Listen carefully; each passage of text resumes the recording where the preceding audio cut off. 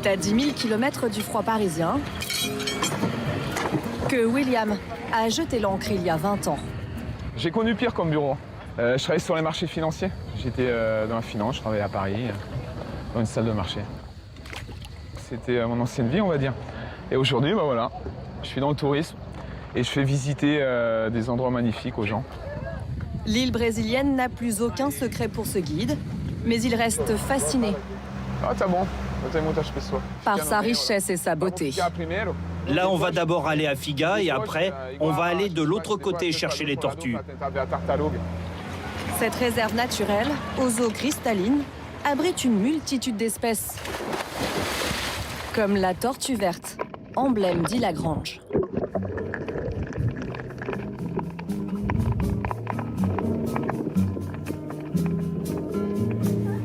À 2 heures de Rio de Janeiro, ce petit bout de terre compte 5000 habitants et n'est accessible qu'en bateau. Ici, pas de voiture, tout se fait à vélo ou à pied.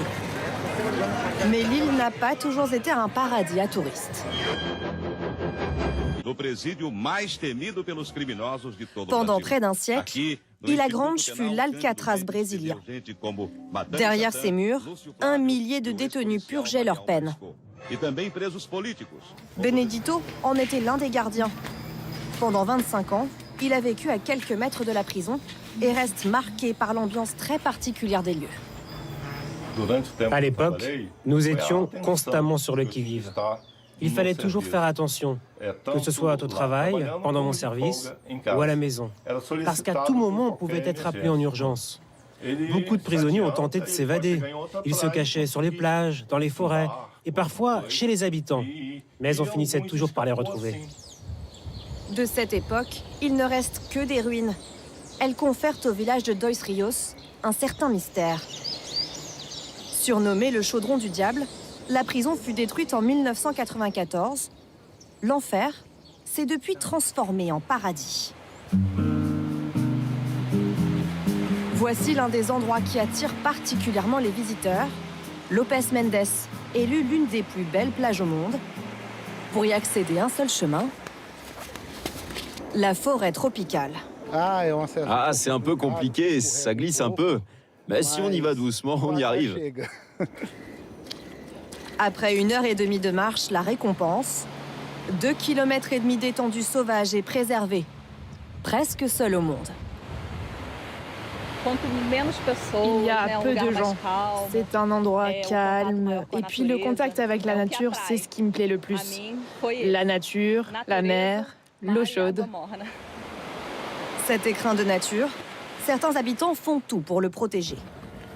Sur les hauteurs de l'île, Tatiana et André élèvent plusieurs colonies d'abeilles, dont l'une des plus rares espèces, la jataï, 2 fois plus petite que sa cousine européenne. À l'intérieur de ces petites bulles, on peut voir que les abeilles ont produit du miel qu'elles ont stocké. Un miel particulier, aux saveurs acidulées. C'est un délice. C'est moins épais, plus fluide que le miel classique. C'est moins caramélisé, c'est très léger, c'est très bon. 4 années ont été nécessaires pour récolter à nouveau ce produit du terroir local. Une petite victoire pour le couple. Ces petites abeilles endémiques avaient presque disparu de nos jardins. En les protégeant, on se rend compte de l'importance qu'elles ont. Leur travail de butineuse permet aux habitants de faire pousser des fruits et des légumes. Cela a changé leur regard et pour nous, c'est une vraie satisfaction.